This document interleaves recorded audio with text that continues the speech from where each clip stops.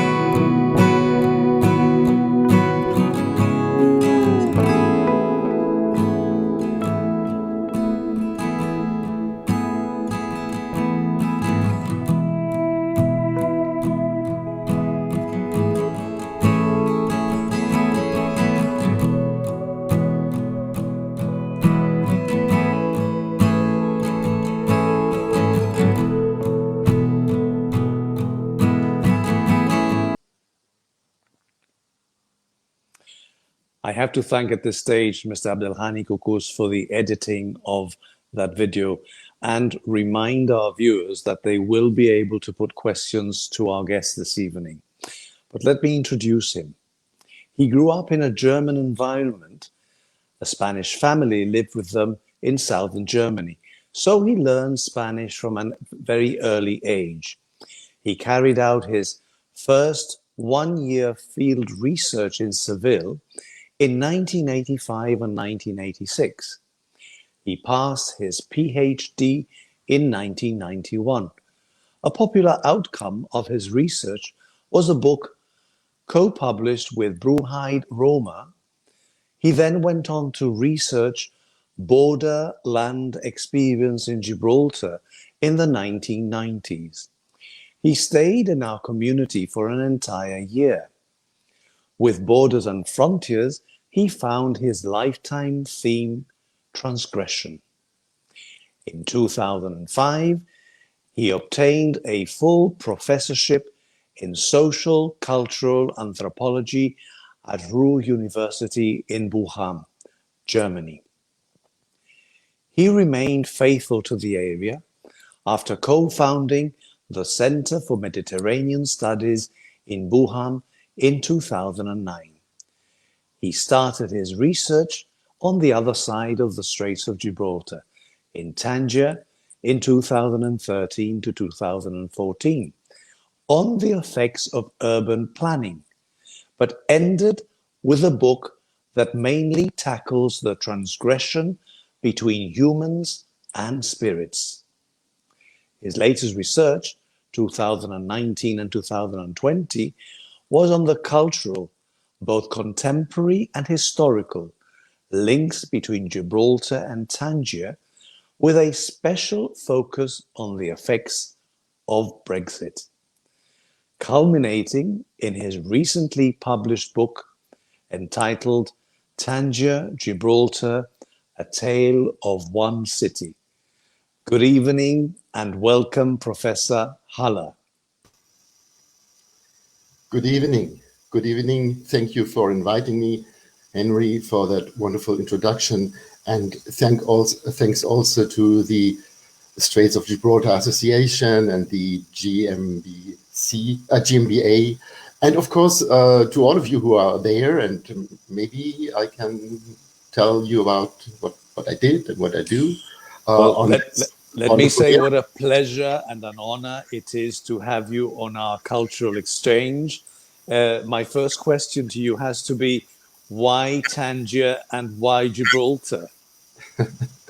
Well, I mean, you mentioned in the introduction that I grew up with a Spanish-speaking family, and basically they were from Minas de Rio Tinto. So I was very, from an early age onwards, interest in the area, in the whole entire area. And when I did my my second research, I thought Gibraltar would be a wonderful area to study the effects of the conversion from a military economy onto a financial. Had you ever visited Gibraltar before? Oh yes, oh yes, I visited before. I came in 1985, I think, for the first time to Gibraltar, and to me, I had the impression that it was like Britain in the 1960s, or what I knew from these black and white movies that I saw as a child.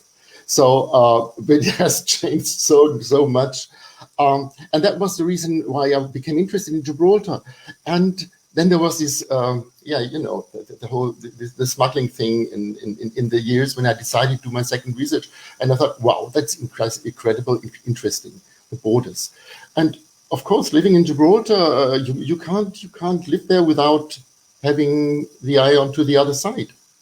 And right. I became interested in Tangiers, and for the closeness to Gibraltar first, and then I developed interest in the whole change that happened in this city there, and then I discovered, of course, all these many connections between the two places.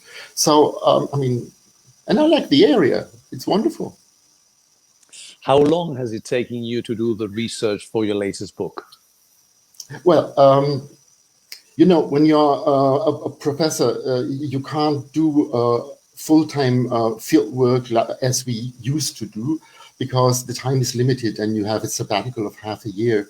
And thank God, because of all my connections, previous connections to Gibraltarians and to Tanjawis, it was okay. It was a short term from 2019 to 20.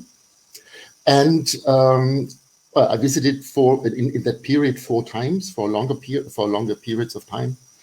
And I ended it. Dieter, I just have to stop you there because we have Mr. Charles Strieger from Gibraltar saying, "Hi, Dieter, my dear friend." Thank you, Charles. Thank you, Charles, for tuning in. Sorry, carry on. No, it's okay. Wonderful to see friends here. Yeah, and I finished the research shortly. Well, before I left Tangiers, then the borders closed because of Corona. Yeah. I came over to Gibraltar. They closed there. I flew back through Malaga. Then in Spain, everything closed. So and also the money ran out. So you managed to get out just in time, really? Oh yes, 3 times. Wow. I mean, we were introduced by a very dear friend in common, Estrella Budaram, and that is how we met you in Tangier, and we were able to host you, both Priscilla and I, in that henpris. I have to ask this question. You must have met some very interesting characters throughout the research, both in Tangier and Gibraltar. Can you share some of these stories with us? Oh, definitely. I mean, and sometimes I will stay. I won't mention names because Sometimes Yep. things are very personal. But I mean, really, that is the interesting thing is in Tangiers and Gibraltar, you meet so many people with outrageous stories and backgrounds. So I just can pick a few. For example, in Tangiers, I met in the churchyard, in the Christian churchyard of St. Andrews, I met a Spanish man who third generation in Tangier, of a French and German and Spanish ancestry and Italian, and he was kind of I wouldn't say Pandora's box, that would be negative. No, I mean he was full of stories, and he took me to incredible places, introduced me to many people, and I mean he's one of these people who are really connected to the place, and he showed me around, and that was incredible. And we are still good friends. Now, saying that, I sent him a picture of a school in Tangiers where I said, "Oh, that's you as a child," and oh my God, there's somebody I know from Gibraltar. So that was John Carreras. They were schoolmates. I didn't know that. I mean, and I met John. 25 years ago. So so I thought I'm in the right place to study interconnections and networks and things like that. So and as an anthropologist, you go where people take you. You start with an idea. For example, in Gibraltar, as I said, I started with the idea to study the economical transformation, but of course, living with you in that place, the border was the main issue. Border transgression, Spain, and so the financial issue was kind of in the background, and I was more interested in something else. In Tangiers, the same. I started with the development of the new port. I thought that would be interesting. How do people manage to live after losing their jobs and the whole environment in the port, which was in the city? Yes. But living there and coming back to impressive characters. I had a translator, and he said, "Oh my God, you're doing so many boring things. Urbanism. I always have to translate. Come on, I take you to a place, and it's better than the discotheque." I thought, what the hell he's talking about? So then he took me to a Sufi shrine, where every Friday there are these rituals and Muslim rituals, but then also the cults with the spirits. And I met so many interesting people there, and I thought, oh my God, that is the place. And so it doesn't get better than that, does it? No, that's wonderful. And that is also the good thing if you do research as an anthropologist, because you learn in a certain way to become humble, because you lose your first ideas of research, but for the people you meet, different things are important. They open new doors and new alleyways that you probably thought didn't even exist. We have to mention that the president, Mr. Brahim Krikas, is saying, "Mr. Henry, welcome. You both look great." Well, I'm glad we at least look great. Oh. Bless him. What a pleasure to read that. We have Sanab Amikantan says hello from Tangier. Thank you very much. I'm glad you could join us. We also have Fuzia Sozi saying hello from Doha. Great interview. Oh, Corinne Senior Marache says hello, my friend. Oh my God! Oh, there's Estrella Buram. Hi, Dita, sending you warmest regards. Hi, Dita, I'm tuned in. So thank you, Estrella. So. Thank you, Estrella, for joining us. Wow. See, Estrella and I go back many, many, many years. I have to say this, Estrella. Estrella's mother used to make the most amazing hojuelas that I have ever tasted. They used to be sold in a confectionery shop in Main Street called the Bumblebee. Wow. Yeah. What a lady. Estrella is the greatest cook that I know anyway. I mean, probably the mother was a great influence. Absolutely, absolutely. So thank you, Estrella, for joining us. Dita, I have to ask you, what, if any, has been the highlight of your research, either in Gibraltar or in Tangier? Do you refer to my because I don't know when the research started. Yeah, did it start in 1996 when I came to Gibraltar? Because it's, of course, it's we are studying processes, and what you experience now has the forerunners. Of course. Let me reword that for you. What has been the most memorable occasion during your research that you think, out of everything I've done, it was worth it because of that one thing? So you're referring to the last research. Mm-hmm. Yes. Okay. We're talking about your latest book. Yeah. Tangier and Gibraltar, Tale of One City.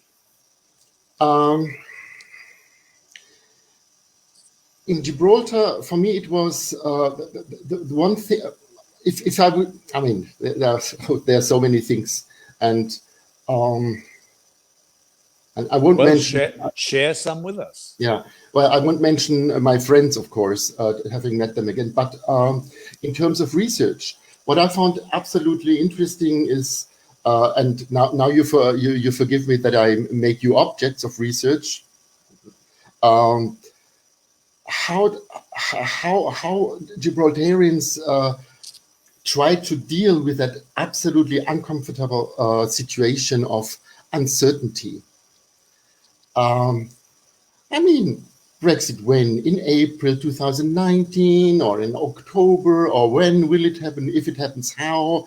And I mean, following these paths, and over the year 2019 until 20, having seen like a development. At the beginning, everybody or most people I talked to didn't want to talk about it because they were absolutely, frustrated or angry. And slowly, I saw a turn. Slowly, I saw kind of self-confidence towards the outside, saying we have an own position, and on different levels. Yeah, your organization is one of them, but it's not the only one. Also, the fact that, for example, Fabian, like in public, stood up and said, "Well, this is what we are looking for, not just waiting what Britain does or the British government." But can I just clarify? Can I just clarify for our viewers who don't know Fabian by first name? You're referring to our Chief Minister of Gibraltar, the Honourable Fabian Picardo. Yeah, sorry. Please carry on. So I'm pretty sure that he stood up much earlier before, but it became something like in their face. And I thought that is good. I mean, new things develop out of mental misery. I mean mental misery because of the depression and what will happen and this uncertainty. That was very worth to have seen that, because I also, because I'm so connected to my friends and to the area, I thought, oh my God, what will happen? They will lose their faith in whatever or so. And that it came from inside like a new force, like a new spirit, or I don't know whether it's new, but at least it came out as something in your face. And that was very worth it in Gibraltar. Yes. No, sorry. CC, carry on. In Tangiers, I don't know whether something really smashed me or hit me so dramatically in 2019. I mean, the bigger things for my researches on different issues were before. But what I really wondered was how should I say that? Unpresent, not existing. Mm-hmm. Gibraltar is in the minds of most Tanjawis. Let's say you have many books that are written about Tangiers here, Tangiers there, history, whatever, and not even in intellectual circles the relationship to Gibraltar is dealt with. And I thought in a situation like that, there's a new a neighbor with a new position, maybe new opportunities. And so I thought, okay, Gibraltar was something in the background, but it was not. And of course, one has to. It's certain. I mean, the Tangiers is directed towards the world as a big hub and whatever. But even, of course, young Tanjawis had no idea that there has been a long history of interconnectedness. Only, of course, the older people, let's say much older than me. Absolutely. And I'm 25. No, much older than me, of course. And I'm 26, Dieter. I know. You're just a bit older. No. But I take your point, because for those viewers that are too young to remember, when we used to have daily connections, both maritime via the Mont Scalpe and the GB Airways that used to, or the Yogi Bear as it was known, that used to do daily flights to and from Tangier. It was known as the shortest intercontinental flight that used to take 10 minutes. Nowadays, Royal Air Maroc, when thankfully it reinstates its flights twice weekly, which hopefully after COVID they will reinstate the flights that we used to have and make everybody's life that wants to visit Tangier from Gibraltar much easier. Those people that didn't live in that era cannot remember that we used to have a daily link twice via aeroplane and maritime. Plus, we used to have a very large Moroccan workforce in Gibraltar, which was imported by the Gibraltar government in the days when the frontier was shut and we lost all our labor that used to come in from Spain. Yeah. But most of those people have all retired and are now pensioners, and it's either their children or their grandchildren that are now in Gibraltar as British citizens. Yeah, but I think one point that I mean, it's so obvious, but sometimes things are so obvious that you don't see them. Yes. Because old Tanjawi families from all social strata are nowadays a minority within the city itself. The rural exodus, of course, has brought so many people in the last 40 years to the town, of course, and they have established their connections either with Holland or Belgium through family migration, or to other areas in Morocco, or maybe to Sub-Sahara as Sub-Saharan countries as entrepreneurs. But Gibraltar is kind of it's not on the screen, so to say. Plus, when in school, like in history classes, also. I mean, there's no local history. Also, local history or regional history isn't taught. And of course, I mean, in a time like this, where you live in an area that is even more densely connected than like 20 years ago, through not just Gibraltar, but also, of course, including Spain, of course, including other areas from Morocco, it's so densely interconnected that you wonder why the other is absent. The other is visible, but it's absent. Yes. We have a question from our president, Mr. Brahim Krikasa, says, my question to Mr. Dieter as professor anthologist, don't you think that the Moroccan race is an extension of Gibraltar race, and people of Gibraltar, especially through the character of Tariq Ibn Zayed as historically personality, Gibraltar took his name? If I understand the question right, I mean, of course.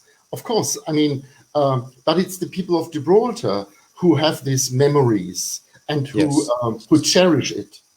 On the Moroccan side, it takes a long effort. I mean, you yourself know it, the problems of establishing a cultural center, for example, or like the office is very difficult, much more difficult than, for example, establishing something Moroccan in Gibraltar, because who's interested in it? So you have to foster, nourish it, fuel it. Yeah. And so I think And but when you talk about race, I don't know whether there. I mean, I don't think there is something like a Moroccan or a Spanish race or whatever. Uh, and this is also one point in my book, because we talk so much about race and ethnicity and of difference, and we do not look, and we take these entities, the ethnic group here or religion here and culture there, different cultures. And when you say that my interest in life or it's in science is the interconnectedness, I'm rather looking on neighborhood, on neighborliness. Let's say not so much in kind of identities, but in practice. And that is what I think is very important in the area. Gibraltarian families, I mean, you know it yourself. Everybody, I mean, Jewish ancestors, someone from Genoa, the other one from Spanish hinterland, someone came from Morocco, from wherever. And in Morocco or in Tangiers, the same.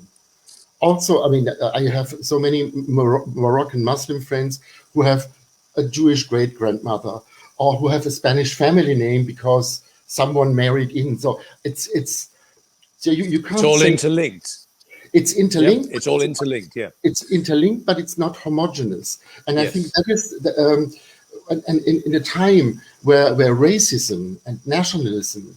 I know nationalism in Gibraltar has another connotation, but where racism and all these closed identities are pushed forward, like the right-wingers and this identity, whatever, I think we have to, not to forget it, but we have to look not what people say, but what people do. Yeah. And we have a question from the Straits of Gibraltar Association that says, it's great to study the link between Tangier and Gibraltar, but you must agree the Jewish community has had a great impact in this historical link. Oh, definitely. I mean, starting with the rabbis coming from one side to the other, from the families, trading families, or enterprises, and even, I mean, even in the refugees coming in the 1860s over to Gibraltar in the Berber Wars. And so the Jewish community, of course, is very crucial in that, but not just the Jewish community, because you have Zagarellos, you have Cipollina, you have Chapori, you have Petris, you have all these people with Gibraltarian, Genoese or Catholic name, I would say Catholic background names, also in Tangiers. Also the Hindus, the Hindi community. You had the Aswanis there. The Cinevox in Tangiers was run, or the Hotel Cecil at the end was run by a Hindu family from Gibraltar. I couldn't say Gibraltar because they are also so interconnected worldwide. Yes. But the family stayed on the other side. And also British military. I mean, Henry Maclean, Kite Maclean. He was military chief for the Sultan of Morocco, and he hired him in Gibraltar. So it's you have all these kind of interconnections, but the Jewish community and the Jewish networks, I would say, are the most where you can observe it most, the best. First of all, it's best documented, and second, because the links are on very multiple layers, not just like military. The British was military, and the Sindhis were kind of trading, but the Jewish community on all levels.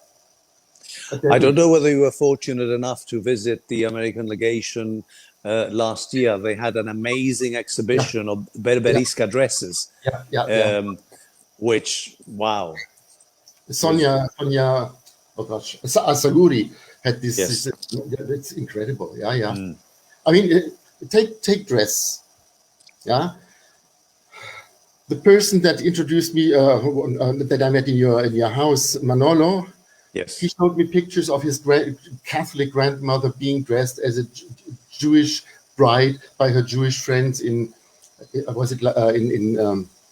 Arcila, for example. Yes. Okay, this is a special occasion, but also class-wise, for example, the poorer Jewish classes used to dress like the poorer Spanish classes. So you couldn't, the same black habits, like a Mari del Campo, and you had that in the lower classes, you had the same kind of dresses between Christian and Jewish, and sometimes Muslim women. And so it was more a class society than an ethnic Divisions. Yeah. or religious thing. We have Nadia from Rabat that says, Mr. Dieter, congratulations for your recent book. It's so interesting to read about Gibraltar and Tangier, Morocco, and see what similarities. My question, as a Moroccan girl to Mr. Dieter, do you have any common characteristics, and what are the matters that we disagree with? Yeah. I don't know. I couldn't. I forgot your name. Nada. Nadia. Nadia. Nadia from Rabat. Yes. Nadia from Rabat. Nadia, I don't know what you mean with. Do we have common characteristics? Who's the we? The Moroccan society as a whole, or because Morocco is so different. It's inside Morocco, it is so multifaceted and different. Ribatis are different from the people from Tetuan, different religion, not religions, but regions. Regions, yes. and different, whatever. Dialects. Traditions, yes. and things. So it depends on what you mean with the similarities. But I would say, I would be so brave to say that traditionally, because of this interconnectedness,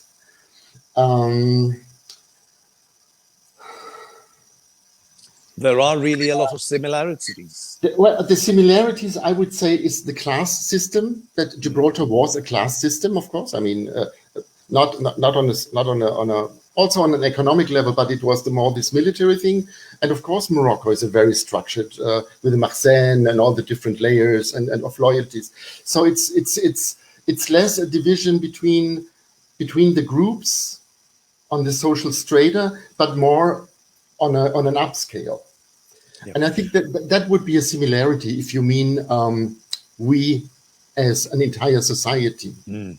We have Estrella Dieter saying... No, but there was the other question where we disagree. Yes, what do you disagree with? Well, of course, everybody is looking for themselves in the end.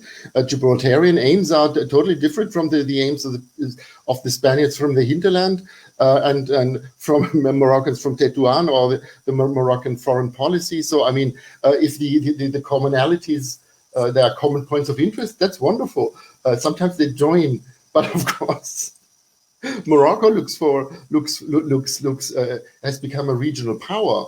They look into this. Morocco looks into the south, sub-Sahara, with all these economical things like internet and electric industry, solar parks, and also, I mean, and it tries to establish itself like what Spain was before, like the nodal point between Atlantic and Mediterranean. Yeah? So it shifted from the north to the south to Morocco. Morocco has much more prestige now than it had before. And of course, I mean, if Britain jumps in there, yeah, there are commonalities. But if not, it's not always pleasure.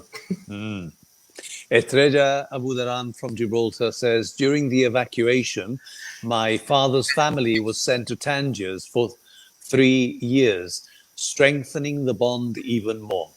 Thank you, Estrella, for sharing that with us. Thank you. Thank you. And Strait of Gibraltar Association says, do you think in this new UK-Morocco relationship, Gibraltar could be the bridge between both countries? Well, talking of bridge, I have to say, what do you think of the recent news that they are going to build a tunnel, not a bridge, between Morocco and Gibraltar? Come on, I mean, over the years, we've heard... You take my point. I would say it's not a bridge, it's a tunnel. It's a tunnel, yes. Well, I mean, politically, I think that it could be.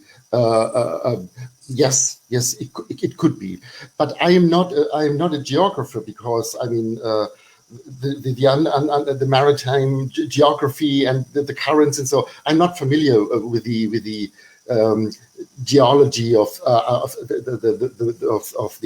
the straits. So whether it is possible to really build it, I mean, but if you forget the literal sense of tunnel or bridge, of course it can be. Of course it can be. I mean, Gibraltar is in Schengen, and Britain is interested in establishing or reinforcing new bonds with Morocco, and Morocco is interested in the Jewish communities in Gibraltar, in Ceuta and Melilla.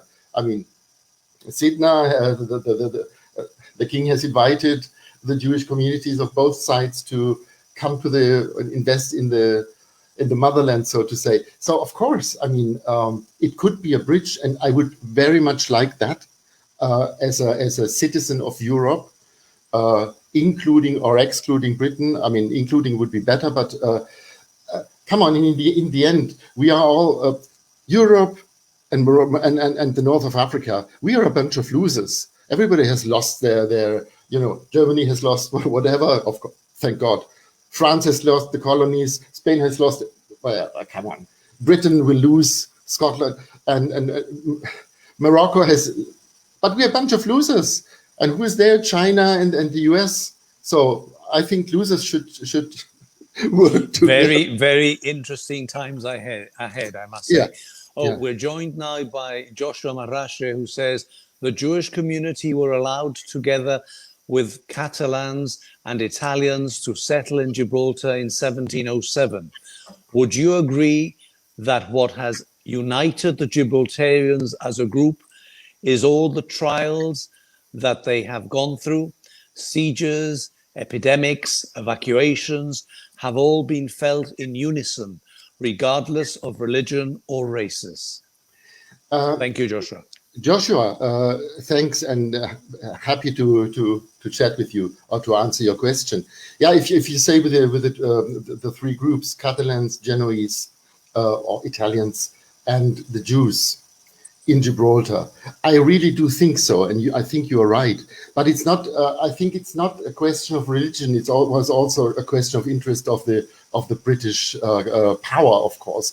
I mean, Gibraltarians came together not because they were good people, well, most of not better than any other, but because the outer constraints were favorable to it.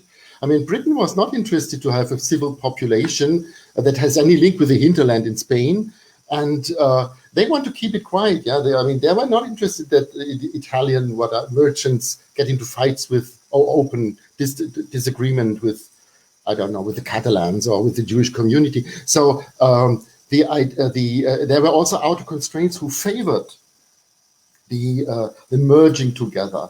And if you have these outer constraints or institutions, something new can develop which is for good. And I think that succeeded in Gibraltar. And but it's basically it was to keep Gibraltar free of Spaniards. Mm. I have to say, how helpful have you found people along your research for your last book? Were people generally helpful, or did you find some awkward people along the way? I found some awkward people along the way, as anthropologists always do, and all researchers do. Sometimes doors open up where you didn't expect them, and sometimes doors close where you thought they were open. And this is also a privilege of anthropological research during such a long time. Don't forget that my first research in Spain was in the mid-80s, in Gibraltar in the mid-90s. So I had established long relationships with people who, and it needs time to really see who is your friend, whom you can work with. And sometimes you make errors, and you for example, you write something where you think, okay, the others are, oh, that's harmless, but for somebody who reads it then will say, oh, he betrayed me, or so. These things will sometimes happen. But Yes. all in all, I would say that most Gibraltarians were very helpful. Not just the old friends like Joshua Marache, who just asked the last question, or Estrella. Also others whom I met only in the last 4 or 5 years as first. In Tangiers, it was, it is, well, so yes and no. Would you like to expand on that? Yeah, but I think it was also due to the fact that I started my research in 2013 because working with normal people with a little shop, normal people in the streets, waiters. So I was interested. I was not interested in intellectuals, for example, on the upper classes. And once I made an error, I'm so ashamed of it. I was invited by a Moroccan colleague who's very friendly, very nice person, and then he said, "Oh, did you discuss this with him, this and that?" And I, stupid as I was, I said, "Oh no, I'm not interested in talking to intellectuals. I mean, they all have their reasons." And when I said that, afterwards I thought, "Oh my God, that is the biggest insult that I ever could do." Because, I mean, the man is great and we are still friends, but every time I see him, I think, "Oh my God." You cringe. You cringe. Oh gosh, sometimes you wish you were a mouse and get out somewhere. So, but that said, it's not just only very slowly I made contact with intellectuals or even people from the upper classes. I could manage that recently, well-off people in well-off villas and so, but it's different. I mean, it also depends on I always say the researcher is its own research machine. Yes. If you are a young lady from an academic background, of course, you have other people who would like you and who would connect with you. Then if you are an older person like me, who is maybe a respected professor, but who comes from a craftsman background. My father is electrician, or was electrician. So we have no academic background. So I have problems in entering these upper groups. And of course, everybody notices it. And I do as well. So, and these people, of course,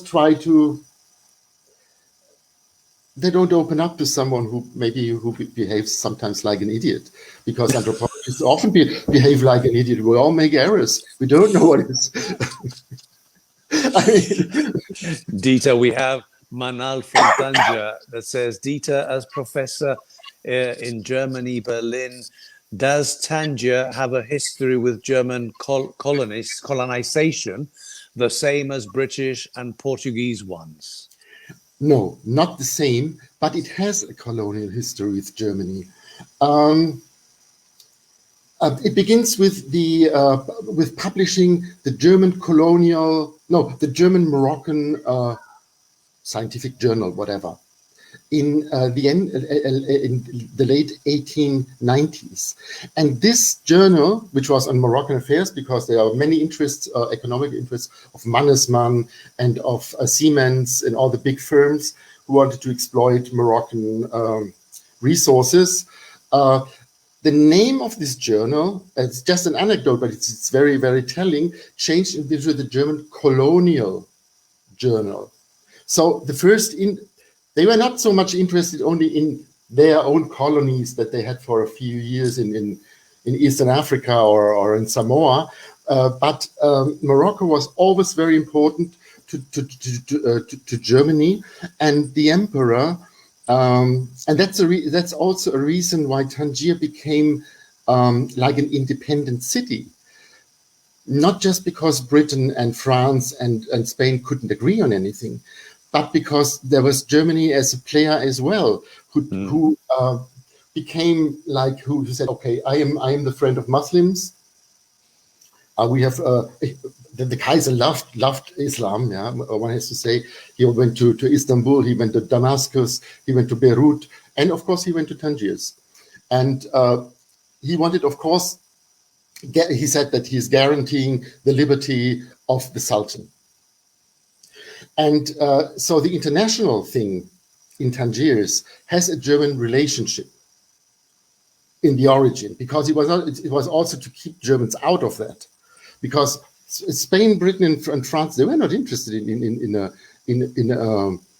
a Morocco that was half independent, or like the or independent, like the Kaiser, who was there as a protective force. No, they needed them as protectorates, as colonies, and Germany didn't want that. Why? Because they wanted to trade, exploit the resources on a friendly way, let's say, without colonization, but with economic interests. Yes. And we had two Morocco crises at the beginning of the 20th century, when Germany sent cannon boats. I don't know whether you say that in Britain as well, these kind of warships, but with cannons. And so to Agadir, for example, to make their claims there. We are there to protect an independent Morocco. Yes. I mean, who knows whether they would have done it? I doubt it. But at least on this international level, there is a colonial history which is totally different from the Portuguese or the... Dieter, we have Fusia saying, what can we learn from Tangier and Gibraltar as European and North African? What we can learn is that we should not be misled by these narrow ideas of ethnicity, religion, nation.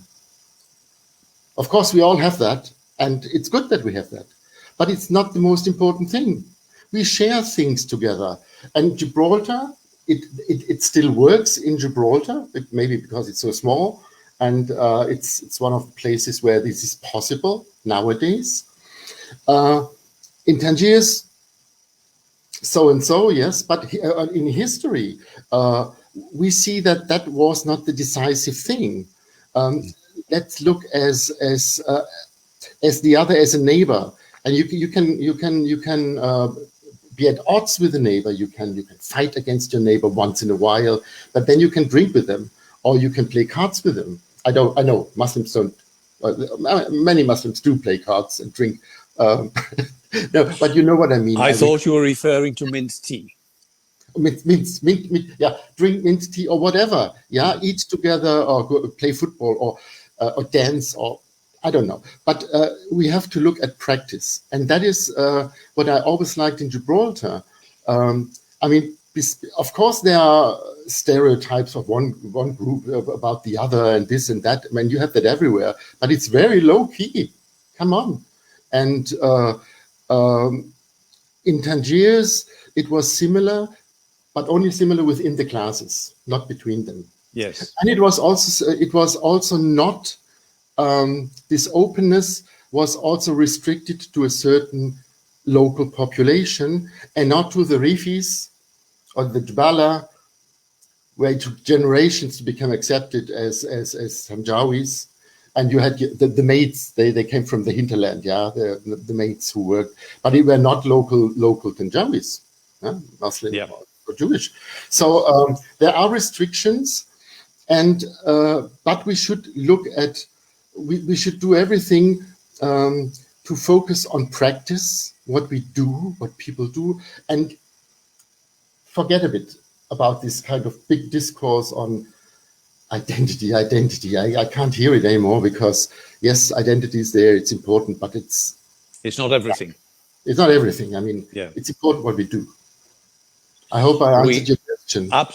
Thank you very much, Dieter. We have a question from Stephen in an intervention by Spanish Foreign Minister González Laya. She replied to a question in Spain's Congreso that it was Spanish view that they see as a threat a Gibraltar-Morocco relationship, and that it was why they had entered into an interim agreement known as the New Year's agreement. Agreement, I think. Yeah. Well, I think this isn't not a question, but it's a statement. It's a statement, yes, it's a statement. I think you're right. I mean, the three players. Come on, Morocco, Britain, Spain. It's always outfoxing the other. And if two have common interest, the third one enters. It's always the same. I mean, this time it's Spain is outside. Yes, of course. Very interesting times ahead. And if I can now take you to your book, which I have to say how privileged and humbled both Priscilla and I felt when we saw that the back cover of your book is our dining table at Dar Henpris from one of the occasions that you came to eat with us. How can people buy your book and where is it going to be available? Well, if you, next to my name, there is www.transcriptpublishing.com. This is the publishing house where you can order it. It is not out yet. It is in print. So I'm waiting every day to get the copies. The book is in English, and this transcript page, there it is. We have it. We have it on the screen now. Okay. Yep. On the upper right, there is DE and EN. DE means German, but you can click EN, then everything is English. English. So there and there you can order it. There was another idea of a friend of mine who tried to make that possible. Maybe it will happen again to publish it in Arabic as well. Right. Inshallah, and that would be wonderful. The question really was, in which language shall I publish the book? Of course, my German is. I love writing in German because I can play with words. I love it. I'm exploiting my language. But of course, then nobody would read it. Who in Germany is interested in that? Well, slowly the interest in Tangiers grows, not in Gibraltar, but in Tangiers. Then I thought, do it in Spanish. Yeah, the younger generation in Morocco doesn't read Spanish. And then English, worldwide, of course, many read Spanish, but I don't know. Then I thought probably French. But then do Gibraltarians and Brits read French? Well, I do, but I'm not your everyday Gibraltarian. We have Mr. Brahim Krikatat saying, Mr. Dieter, this is an official invitation from the Straits of Gibraltar Association to inch your book from our office in Tangier. We will be glad. I think he's referring to sell the book from the office. Fantastic. Thank you very much. And Stephen says, we would welcome to offer you our office in Tangier to launch your book. What better place than the Gibraltar Morocco office? Well, there you are. We now have an official invitation to have an official launch of your book in the Gibraltar office in Tangier. Wow. Stephen, Brahim, thanks very much. And I hope it's not due to the picture in the slideshow where you saw me lying on the floor in front of the crest. The arms of the. You know why I was lying on the floor there? There was this picture. I tried to lie there like the Rock of Gibraltar, but then, but the perspective, I tried. But then, of course, I mean, the tall part is so heavy. It's not. So the whole thing is a mess. We have Joshua Rasha saying, Dieter, can I tell you that you were a lot of fun when you came here to do your thesis in the 90s? Great dinners and a lot of great exchange of ideas.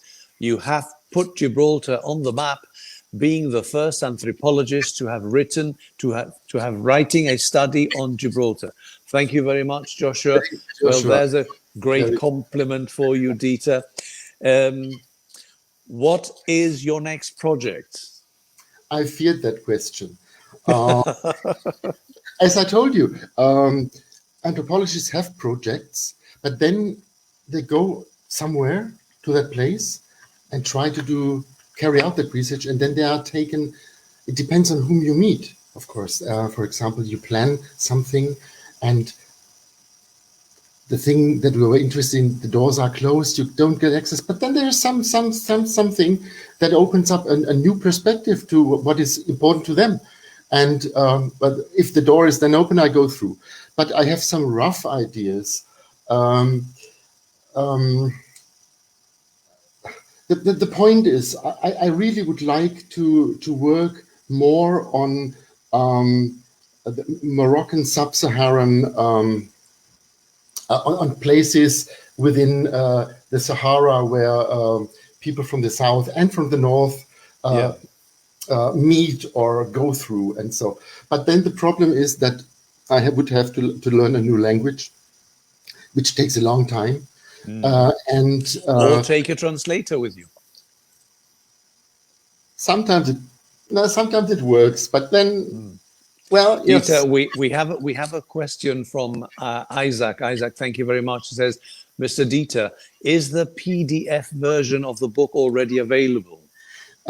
No, not yet, because there will be a PDF version, yes, but it will be available when the book is out, when the book, the physical book, yes. Physical book is out.